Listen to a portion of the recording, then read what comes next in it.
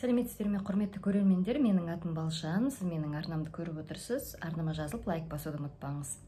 Бүгін мен сіздерге Черногориядағы Будва қаласында орналасқан Славенска плажа деген қонақ үйдің 4 жұлдызды қонақ үйін сіздерге көрсетпекпін. Обзор жасаймын, толық обзор. Арнадан алыстамаңыз, қарай отырыңыз. Бұл қонақ үй негізі 4 жұлдызды және 3 жұлдызды бөлмелері бар. Біз 4 жұлдызды бөлмеде орналасқанбыз. Ең бірінші сіздерге қызмет көрсету туралы айтып өтейін, сосын обзор жасап барлығын көрсетемін. Жалпы бұл қонақ үйдің қызмет көрсетуі орташа. Біз бұл жаққа келер кезде бізге ескертіп айтқан болатын, ол қанша дегенмен ол жақ Европа, сондықтан олардың тазалыққа қатысты өздерінің көзқарастары бар деп. Біздің бөлмемізді дұрыс жинамайды, келген кезде өте таза болды, бірақ та бір анандай влага бар да, бөлмеде бір дым бар, сырыстың иісі бар, бірақ үйдің іші, бөлменің іші таза болды. Одан кейін күнде тазалықшы келеді де, тек қана ваннаның еденін ғана жуып кетеді, болды. Содан 4 күннен кейін уже тазалыққа көңілі мүлдем толмай, пастельдерді ауыстырмайды, ештеңе жинамайды, тек қана ваннаның полын ғана жуып кетіп отыр да. Соған менің көңілім толмай, 4 күннен кейін администрацияға бардым-да, маған тазалық мүлдем жиналмайды бөлме, 4 күн болды деп шағымдандым. Содан кейін бірінен соң бірнеше кісі келді. Сізге именно нені жинау керек деп сұрай береді, қайта-қайта. Сосын мен айтам, бөлмені жинау керек, бөлмені полный жинап шығу керек деп айттым. Содан кейін бірақ сөйткен күннің өзінде бөлмені дұрыстап жинамайды. Бұлар сондай ма, білмедім.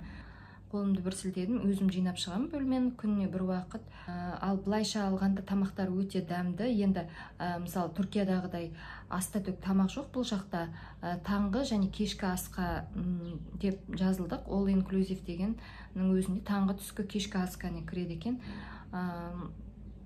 Біз таңғы және кешкі ас аламыз деп келістік. Сөйткен күннің өзінде бұлай тамақтары дәмді. Негізгі қажетті тамақтың бәрі бар. Жеміс-жидектері де дәмді, тамақтары бәрі, еті қандай дәмді, сырлары дәмді, шайлары, кофелері бәрі дәмді да. Шайлар өте тамаша, бізге қатты ұнайды. Ыстық күнде ыстықтап теріле отырып шай ішеміз, сүтпен. Таңғы уақытта шай мен кофе бар, кешкіде шай да кофе де жоқ, тек қана су. Соктар бар, кәдімгі анандай Турциядағыдай нелері. Бір рет бір балмұздақ берді, таңда ма, кешке ма, әйтеуір бір уақыт бір балмұздақ берген кез болды бір рет. Қалған уақытта балмұздақ берген жоқ. Пляждарына келетін болсақ, пляждарында лежактар платный 20 евро тұрады.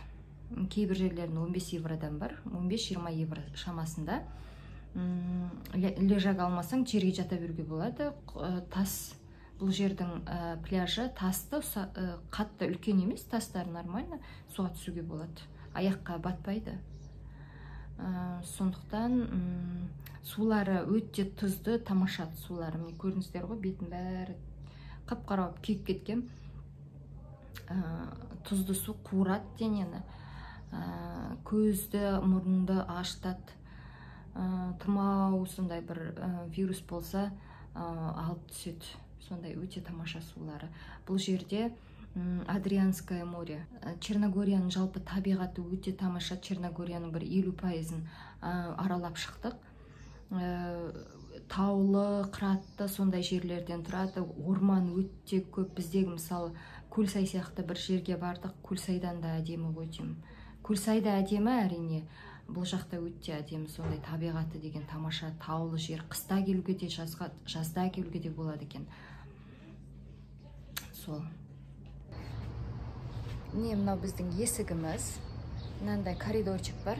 Одан кейін не, мынандай әсем табиғат, керемет. Осындай жерде орналасқан. Енді мен сіздерге бөлмені көрсетемін. Жүріңіздер.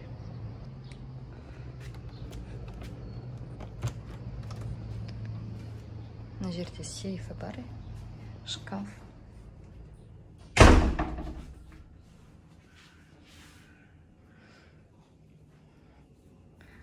Бөлменің іші влажный.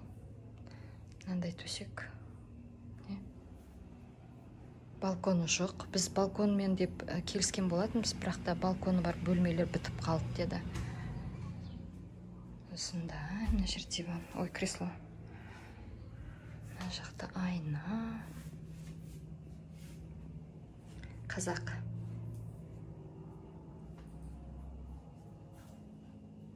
Мына жерде стол. Мына мен балаларым. Мына жерде телевизоры. И мына жерде холодильнигі бар. Холодильник ішінде біздің заттарымыз бар. Немене түсіп қалған, шоколад түсіп қалды.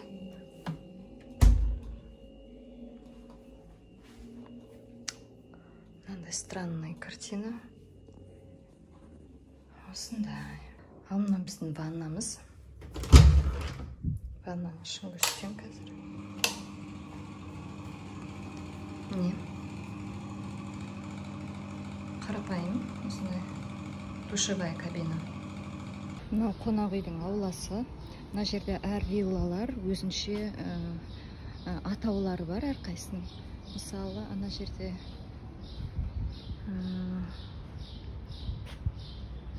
Камелия дейма, сондай вилла, солай-солай аттары бар әрқайсының. Сосын олардың жұлдыздарды әртүрлі. Біреу 3 жұлдыз, біреу 4 жұлдыз. Мына жерде кафейня, мына кафеде кешкісін адамдар толып отырады. Күндіз ешкім болмайды. Күндіз жалпы мына жер тып-тыныш болады. Өмір бұл шақта кешке қайнайды. Кешке нелер болады? Ночной базар болады. Ночной базар күшті болады.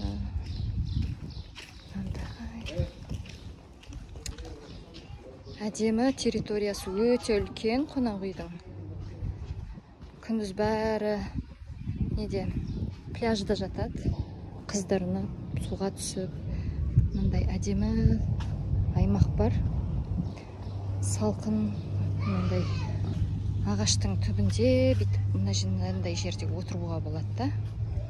Мына жақ территориясы өте әдемі. Мынандай күшті жап-жасыл.